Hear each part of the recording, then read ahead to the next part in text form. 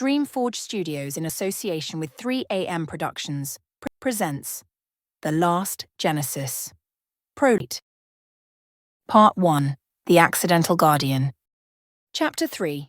A Week of Secrets. The first day of her new life began with a negotiation. "Okay, look," Maya said, standing by the door in her work clothes, a sensible blazer and slacks that felt like a costume from a different lifetime. She held her work bag in one hand and pointed a stern finger with the other. "You have to stay here, and you have to be quiet. No teleporting, no floating things, and definitely no chirping if you hear a noise. Can you do that for me? Please?" Nova perched on the back of the couch, blinked its large, dark eyes at her. It tilted its head. A gesture she was coming to learn meant curiosity, consideration, or that it was about to do the exact opposite of what she wanted.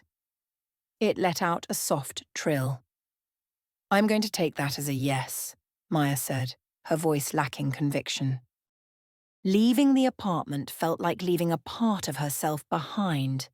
Every step down the hallway, every floor in the rattling elevator stretched the invisible tether between them. Her mind, usually occupied with deadlines and spreadsheets, was now a frantic loop of what-ifs. What if it gets scared? What if it gets hungry? What if it teleports into the middle of traffic? What if Mrs. Gable from 3B hears it? That last thought was the most immediate threat. Mrs. Gable was the building's self-appointed watchdog, a woman whose primary hobby was peering through her peephole and logging the comings and goings of her neighbours. A stray sound, a flicker of light, would be all the invitation she needed to investigate. The day at Carter & Weir Financial Services was torture. The fluorescent lights seemed to hum with an accusatory buzz. The rhythmic clacking of keyboards sounded like a countdown timer. Maya stared at a spreadsheet, the numbers blurring into meaningless squiggles. Her boss asked her if she was feeling all right. She mumbled something about a bad night's sleep, which wasn't technically a lie. Her focus wasn't on financial projections. It was in her apartment 3 miles away with a creature that could defy the laws of physics. Around noon, her phone buzzed. It was a text from an unknown number. Her heart leaped into her throat. Had they found her? Was it the government? She fumbled to open it. The message was a single blurry photo. The view from her own couch looking at her television with a tiny silvery purple foot visible in the corner of the frame. Maya's blood ran cold. She stared at the image, her mind racing. How? She hadn't given Nova a phone. She hadn't even known it understood what a phone was. Had it somehow activated her old tablet? Used its powers to text her? She typed a frantic reply, her fingers shaking. Stay, put, do, not, move. A moment later, a single letter came back. K. She spent the rest of the day in a state of high alert, jumping at every email notification. When she finally burst through her apartment door that evening, she found Nova sitting exactly where it had been, in the photo, looking for all the world like a child who had been told to wait in the corner.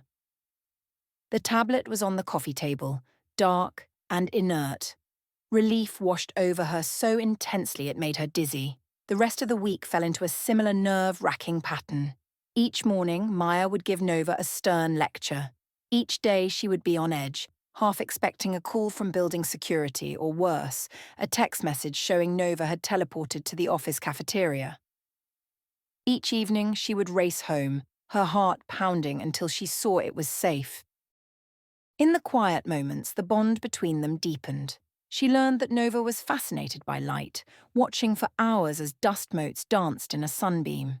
She learned it was soothed by the sound of her voice, cooing softly when she read passages from her half-finished books aloud. One evening, while watching a nature documentary, a scene with a wolf pack made Maya's breath catch, a familiar pang of old grief for the coyote she had once tried to save. Before she even registered her own sadness, Nova nudged its head against her hand, letting out a low, empathetic hum. It knew. Somehow, it knew what she was feeling. It was on Friday evening that the first real crack appeared in their secret world. As Maya was unlocking her door, she heard a sharp, nasally voice from down the hall. "Miss Carter!" Maya froze. It was Mrs. Gable standing in her doorway, her arms crossed and a look of profound suspicion on her face. She was holding a small, yapping dog that seemed to share its owner's personality. "Mrs. Gable," Maya said, forcing a polite smile. "How are you?" "I've been better," the older woman said, her eyes narrowing. "I've been hearing things from your apartment this week.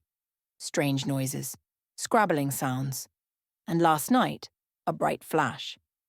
Almost like lightning, but there was no storm." Maya's mind raced for a plausible lie. "Oh, it's my television. It's been on the fritz. It flashes sometimes. I've been meaning to get it looked at." Mrs. Gable did not look convinced. "It sounds to me like you have an animal in there." "You know the building has a strict no pets policy, dear."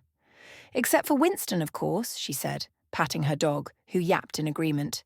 "He's grandfathered in." "No pets," Maya confirmed, her smile feeling brittle. "Just a faulty TV." She managed to retreat into her apartment, her heart hammering against her ribs. She leaned against the door, closing her eyes. It was only a matter of time. A nosy neighbour was one thing, but what if her complaint reached the landlord?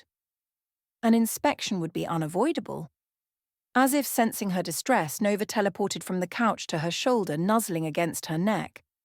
Its warmth was a small comfort, but it couldn't stop the cold tendrils of fear. Hiding a secret this big was like trying to hold water in her hands. Sooner or later, it was going to slip through, and she had a terrible feeling she was running out of time. Thank you for listening to my short story, The Last Genesis. The story continues.